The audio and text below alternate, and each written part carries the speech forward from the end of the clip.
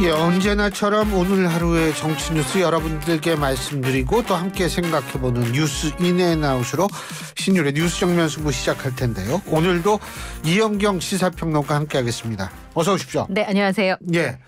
아유, 시간이 빨리 지나가요. 오늘이 벌써 마지막이에요. 네, 마지막 날입니다. 제가 이우영 아나운서한테 좀 휴가를 더 쓰라고 그럴까요? 전화해가지고. 이거 진짜 아쉽네. 아쉬울 네? 때 자리를 박수 칠 때 떠나요. 별 말씀을. 예. 어쨌든 근데 이 사실 굉장히 예리한 질문이 막 팍팍 들어와가지고 제가 굉장히 당황했던 적도 많아요. 네. 전혀 당황해 보이지 않으셨는데. 아니 근데 있잖아요. 자꾸 이렇게 질문을 해주시면 또 옛날 생각도 나죠. 아이고. 제가 이제 패널로 나가고 이현경 평론가가 저 방송 진행할 때 그때 생각도 많이 나고 그래요. 그게 한 10몇 년 전 얘기인데. 네. 어쨌든 제가 볼 때 그때나 지금이나 우리나라 정치는 그렇게 크게 바뀐 것 같지는 않아요. 비슷해요. 키워드는 비슷한데요. 예, 플레이어들의 얼굴들이 좀 많이 바뀌고 연령대도 좀 어려지기도 했죠. 예. 그때 계셨던 분들이 지금 나이가 먹어서 그렇지. 그렇죠. 제가 볼 때는 비슷해요. 그래요? 네. 첫 번째 소식은 어제 갤럽 조사 얘기하시고 또 황급하게 PD님 뛰어들어오셔서 여론조사 개요 설명해 주시고 했는데 오늘 갤럽 조사 얘기부터 좀 시작을 하겠습니다. 한국갤럽이 지난 20일하고 22일에 성인 남녀 1,300명을 대상으로 윤석열 대통령의 직무 수행에 대한 긍정평가는 34%, 부정평가는 58%로 집계가 됐는데요. 긍정평가가 이전 조사가 2월 13일, 15일에 있었는데 그때보다 긍정평가는 1%포인트가 상승했고 부정평가는 그대로였습니다. 이번 조사의 긍정평가 이유가요. 저는 이 부분을 좀 주목해서 봤는데요. 외교가 17%였고 의대 정원 확대가 9%로 잡혔어요. 전반적으로 잘한다 6%, 경제 민생이 그 뒤를 이었고요. 부정평가 이유는 경제, 민생, 물가 요게 이제 16%, 독단적 일방적이 12%, 소통 미흡이 10%로 잡혔는데 어제 말씀하셨던 대목이 생각이 나서 보니까 김건희 여사 문제가 3%로 잡혔어요. 부정평가에. 네. 이전에 6% 정도 나왔어요. 예, 그러니까 지금 이제 어제 얘기해 주신 민주당의 선거 전략에 대한 부분에 있어서 요 퍼센티지가 눈에 좀 들어왔고요. 정당 지지도는 국민의힘이 직전 조사와 동일한 37%, 더불어민주당이 4%포인트가 오른 35%로 나타났습니다. 그리고 20일에 이낙연 공동대표가 이끄는 새로운 미래가 이준석 대표가 이끄는 개혁신당과 결별을 하면서 분리를 하면서 조사가 됐는데 개혁신당이 3%. 새로운 미래는 1%로 집계가 됐습니다. 쪼개지니까 이게 그대로 이렇게 나눠지네요. 예, 그 이전에 4%로 맞아요. 조사가 됐으니까요. 그리고 녹색정의당, 진보당의 순이었는데 지지하는 정당이 없는 무당파가 20% 정도 됐습니다. 근데 진보 보수를 지금은 10년 전에 돌아가실 때는 4대 2대 4였거든요. 총선 직전까지 이렇게 몰리면. 지금은 3대 3대 4 아니면 근데 어떻게 분류하나요? 이게 시간이 좀 이제 총선이 가까워지면 이 중도층은 더 줄어들어요. 줄어들게 돼 있으니까 무당층이 20%로 조사가 됐습니다. 한국갤럽에서 정당별 이미지 파악을 해보니까 여당인 국민의힘의 경우에는 경제발전 노력에 우위를 좀 점하고 있고요. 민주당의 경우에는 서민복지에 강세를 보이고 있는 것으로 조사가 됐습니다. 이번 조사는 표본 오차가요. 95% 신뢰 수준의 플러스 마이너스 3.1%고요. 무선전화 가상번호 인터뷰로 진행이 됐고 응답률은 15.5%였습니다. 자세한 내용은 중앙선거 여론조사심의위원회 홈페이지를 참조하시면 됩니다. 예, 제가 이제 무당파 20% 말씀을 드렸는데 이번에 이건 그냥 이미지 조사인 것 같아요. 여당의 경우에는 경제발전 노력의 이미지 우위, 그다음에 민주당의 경우에는 서민복지 노력의 강세 이렇게 조사가 됐는데 이번 선거의 중도층에게는 어느 쪽이 더 매력적일까요? 일단은요. 이게 중도라고 얘기하고 무당층하고 사실 중도하고 조금 달라요. 조금 달라요. 예, 조금 다른데 이게 특히 이제 무당층 잠깐만 얘기한다면 과거에는 참여형 무당층이었어요. 내가 지금 지지정당이 없지만 투표날 딱 되면 나는 이 투표장에 가요. 근데 요새는 정치 혐오형 무당층이 많거든요. 그리고 참여형 무당층이 이제 소위 말해서 일부 중도층이 포함되어 있고요. 네. 그리고 우리가 중도라고 얘기하는 쪽은 이미 특정 정당을 지지하고 있을 수도 있어요. 하지만 이분들은 스윙보터적인 성격이 강해서 네. A라는 정당을 지지했다가 또 아유 이거 좀 아닌 것 같은데 그럼 B라는 정당을 네. 지지하게 되고 이렇게 되는 건데 제가 사실 뭐 복지 노력 경제 발전 의 이런 저건데 제가 예전에 한번 이거는 제가 조사 개요를 말씀드릴 필요는 없습니다. 아주 옛날 거기 때문에 지난 대선 때에 관한 얘기인데 그때 그 기본소득에 관한 여론조사가 네. 있었던 게 기억이 나는데 우리나라 국민들이 대부분 기본소득에 대해서 찬성하는 사람들 분보다는 반대하는 응답자가 많았어요. 네. 제가 그걸 보면서 그때 왜 제가 인상 깊냐면 스위스에서도 이 국민투표했거든요. 근데 스위스도 부결이 됐어요. 거기 70%가량이 반대해가지고. 마찬가지로 우리나라 국민들도 굉장히 민도가 높아요. 그러니까 무조건적으로 공짜로 줄게 뭐 줄게 하는 거에 대해서 상당히 걱정들을 많이 한다는 거죠. 네. 그러니까 여기서 얘기하는 서민 복지 노력이라는 것이 과연 어떤 종류이냐에 따라서 예를 들면 뭐 또 무상으로 뭐 해주고 뭐 해주고 한다면 그런 식으로 민주당이 많이 나오게 된다면 제가 볼 땐 그거는 중도층한테 외면당할 가능성이 있고 다른 방향으로 뭐 얘기를 한다면 그거는 다를 수 있어요. 근데 중요한 거는 복지를 얘기를 했을 땐 두 가지가 중요하거든요. 첫 번째는 지속 가능성입니다. 이거 줬다가 갑자기 안 주면 이거 큰일 나요. 큰일 나요. 처음부터 아예 안 주면 모르지만 지속 가능성. 둘째는 뭐냐면 재원 마련이라는 문제인데 민주당이 복지에 대해서 신경 쓰는 건 좀 굉장히 바람직하다고 생각하지만 중요한 건 그 바람직한 것을 뒷받침하기 위해서는 재원을 어떻게 할 것인가는 구체적인 계획도 얘기를 해줘야 되지 않나. 그러면 중대충도 이제 판단을 하겠죠. 근데 막연하게 뭐 우리가 다 줄게 걱정하지 마 라는 식으로 나가면 제가 볼 땐 그렇게 긍정적인 영향을 주지는 않을 거라는 생각이 들어요. 그러면 이건 그냥 번외 질문인데요. 이번 총선의 가장 중요한 그 키워드나 아젠다는 뭐라고 생각하세요? 저는 사실은 총선에 있어서의 아젠다가 있었느냐. 예. 그거는 구도에 따라서 예. 그 구도 속에서 나오는 거예요. 그러면 지금은요? 지금의 구도가요. 이게 뭐예요? 제가 어제도 말씀드렸을 것 같은데 3년 차면 정권 심판론으로 해야 돼요. 그럼 정권 심판론이라면 아젠다가 뭐냐면 이 윤석열 정권이면 윤석열 정권, 이명박 정권이면 이명박 정권의 가장 핵심적인 정책이나 문제점들을 막 공격을 하는 게 해야지 이게 핵심 이슈가 되는데 지금 정권 심판론이 굉장히 약해요. 제가 볼 때에는. 그러면은 지금에 있어서 사실 그거는 어제도 우리가 얘기했고 오늘도 그 김건희 여사 문제가 3%밖에 안 나오잖아요. 이거는 사실 민주당이 정권 심판론을 막 불지피는 전략에 있어서의 실패, 전략의 부재 때문이라고 생각을 하기 때문에 사실은 이번 선거에 있어서의 어떤 그 이슈가 과연 무엇인가라고 딱 잡아서 얘기하려면 쉽지가 않다는 게 있죠. 그러면 실수하지 않는 쪽이 이길 가능성? 그것만 항상 그렇죠. 아니 실수가 아니라 말이 헛나와가지고 큰일 나는 경우가 많잖아요. 보통 이제 총선 일주일 전에 많이 벌어지는. 그 말 이거 때문에 그러니까 우리가 일반적으로 지금 분위기가 한 번은 바뀔 가능성이 있다라고 얘기하는 게 바로 그런 거거든요. 이 실언이 나오면 이제 그래요. 그럼 그 실언 관리 어떻게? 관리 안 돼요, 그거. 아니, 그 총선에 나가 있는 사람들은 어떻게 해서든 이기려고 막 하다 보니까 말이 헛나오는 거거든요. 그걸 어떡하겠습니까? 그래서 제가 볼 때 그런데 지금은 제가 볼 때에는 일단 야당이 아젠다를 확 잡는 거 이건 좀 실패하지 않았나라는 생각을 합니다. 자, 두 번째 키워드는요. 또 김종인이라고 제가 제목을 좀 만들어봤는데요.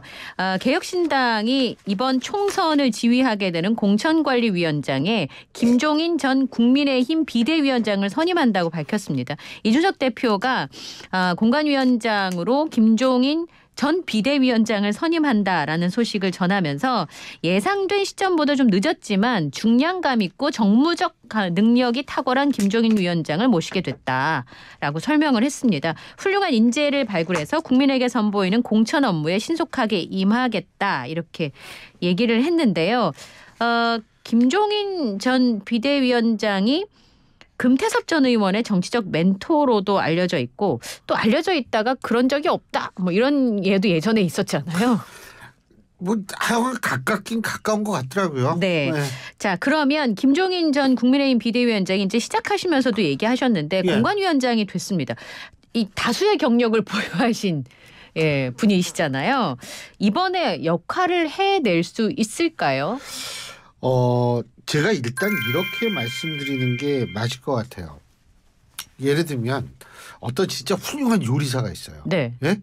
정말 유명한 이 셰프라는 단어가 사실 이게 원래 불어거든요. 네. 근데 셰프가 원래 취프예요. 근데 우리나라에서 셰프 그러면 음식점이 있어서의 그 최고 주방장 이런 거를 뜻하는데 어쨌든 유명한 요리사가 있다고 칩시다. 그 유명한 요리사가 딱 있는데 이 사람이 예를 들면 아무런 재료가 없는 그런 주방에 들어가서는 그 사람의 실력을 발휘할 수 있을까? 이거를 한번 우리가 생각을 해봐야 될 거라고 봐요. 우리가 이제 김종인 매직이라고 얘기를 하는데 매직도 저는 개인적으로 어떻게 생각하냐면 이게 어느 정도 재료가 있어야 돼요. 자, 공관위원장을 했다면 공천 관리를 해야 되는 거 아니에요? 네. 그러면은 공천 신청자가 많이 있고 정말 거기에서 뛰어난 이 제목을 발견을 하고 정치 감각이 필요하죠. 이 친구는 정말 정치적으로 꼭 필요한 친구. 이런 사람을 발굴해야 되는데 지금 워낙 양당으로 이미 간 사람들이 많기 때문에 지금 물론 뭐 뛰어난 사람이 있을 수도 있지만 확률적으로 보면 그 숫자가 그렇게 많을 것 같지는 않아요. 예를 들어 정치를 하고 싶은 신인이 있다면. 신인이 있죠. 신인이 그러면 있는데 양당으로 가는 게 훨씬 더 수월하고 좋은 선택지니까. 그렇죠. 그리고 이제 사실 신인이라고 얘기했을 땐 그 사람을 평가할 수 있는 그게 또 쉽지가 않거든요. 그래서 저는 아무리 뛰어난 김종인 위원장이라 하더라도 지금 과연 어떤 거를 할 수 있을까에 대해서는 사실 조금 반신반의는 하고 있어요. 그리고 이 과거에 이렇게 보면 김종인 위원장이 꼭 성공만 한 거는 아니에요. 네. 그러니까 뭐 2017년 대선 국면에서는 당시 문재인 친문 쪽하고 주도권 갈등이었다가 민주당 탈당하고 그리고 뭐 이 삼지대 세력화를 도모했다가 무위에 그치고 4년 전 총선 때는 미래통합당 거기에 가가지고 이제 총괄선대위원장 했었는데 패배했죠. 뭐 그건 뭐 얘기할 필요가 없죠. 4년 전 건. 얼마큼 의석 차이가 났는지. 그리고 지난 대선 때는 뭐 잘 기억하시겠지만 윤석열 대통령 대선 후보 선대위를 총지휘하는 그런 자리에 있다가 이게 지지율 하락하고 이렇게 되니까 이제 갈등 겪고 중간에 그만두고 이랬던 거 다 기억이 나시죠? 그러니까 사실 김종인 위원장도 뭐 항상 성공한 거는 아니에요. 항상 성공한 것도 아닌데 우리가 진짜 매직이라는 거는 제가 우리 학교 마술 동아리 지도교사를 한 10년을 했어요. 네.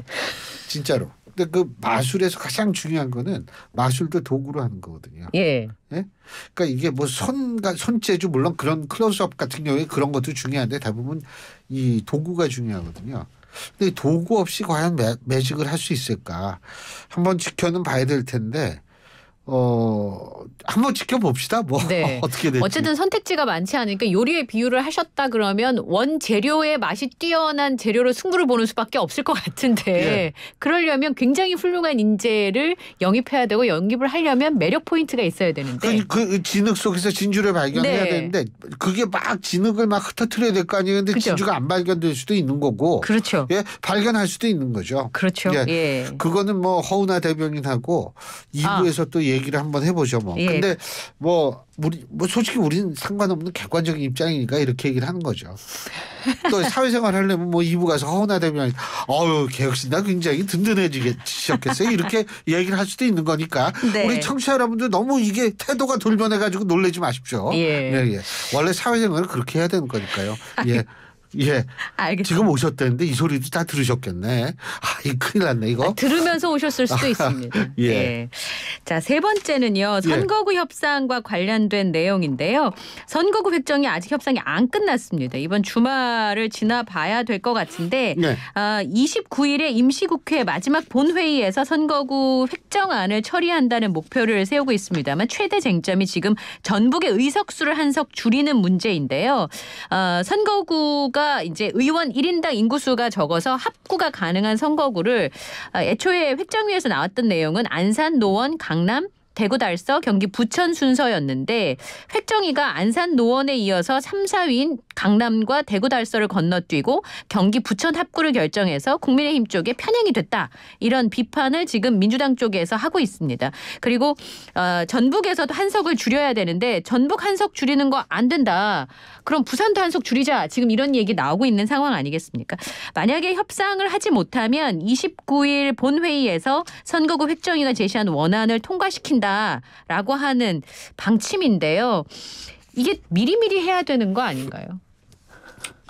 아유, 당연한 말씀을 하시면 할 말이 없죠. 네, 미리미리 해야 되는 것인데 뭐 그렇지 못한 부분들이 있고 또 하나는 강원도 지역구 의원들이 긴급 대책회의에 참석을 해서 지금 얘기가 나오고 있는데 만약에 민주당이 아까 말씀드린 것처럼 지금 원안대로 처리를 강행한다 그러면 강원도가 굉장히 불리하게 되는데 지금 8석인데 춘천은 분구를 하고 속초, 철원, 화천, 양구, 인제, 고성, 강릉, 양양 이렇게 지역구를 재편하도록 돼 있으니까 강원도 원래 면적이 넓잖아요. 속초 아까 그 외에 다섯 개가 뭐 6개요. 6개인가요? 속초처럼 하천, 양구, 인제, 고성. 제가 퀴즈 낼게요. 거기서 끝에서 끝에 가려면 자동차로 몇 시간 걸리는지 아세요? 속초에서 글쎄 한 3시간? 3시간 반이요. 30분 모자란데요. 네. 근데 생각해 보세요. 네. 그게 사실 지역구입니까? 광역시지 그건? 6개 군을 관할한 선거가 생긴다. 라고 주장을 하고 있습니다. 이게 문제죠. 예. 그래서 사실 근데 인구수가 적으니까 이제 그런 획정위에서 그 얘기를 하는 것이기도 한데 그럼 이런 건 어떻게 해야 돼요? 그래서 제가 얘기하는 게 뭐냐면 정말 죄송한 얘기지만 전 개인적으로 정치학자, 정치학 교수로서 말씀드리는 건데 제가 항상 주장하는 게 있어요. 비례대표 없애자는 거예요. 비례대표를 없애요? 네. 비례대표가 우리나라에서 비례대표가 직능 대표성을 가지고 있지도 않아요. 원래 비례대표의 취지는 직능 대표성이거든요. 근데 기억나는 직능 대표성 그래가지고 어떤 그 자신의 직무 범위 내에서 어떤 자신들의 직능성을 발휘해가지고 뭔가 할 건 기억나세요? 제가 볼 땐 거의 기억이 안 나요. 그렇기 때문에 많이 정두려면 정말 사회적 소수자들 한두 석은 남겨두고 나머지는 지역구로 돌리자 이거예요. 왜 그러냐면 사실은 우리나라가 지금 인구가 말이에요. 재헌국회.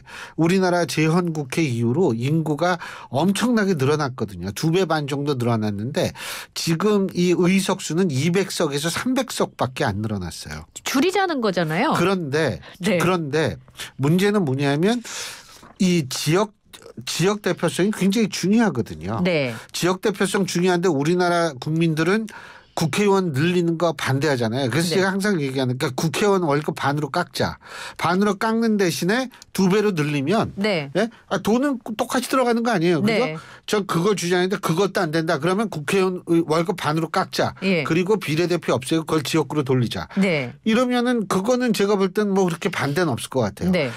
제가 이렇게 얘기하는 이유는 너무나 큰 지역구가 많아요. 그렇죠. 지역 대표성이 굉장히 중요해요. 특히 이제 서울 수도권은 사실 지역 대표성 그렇게 중요하지 않습니다.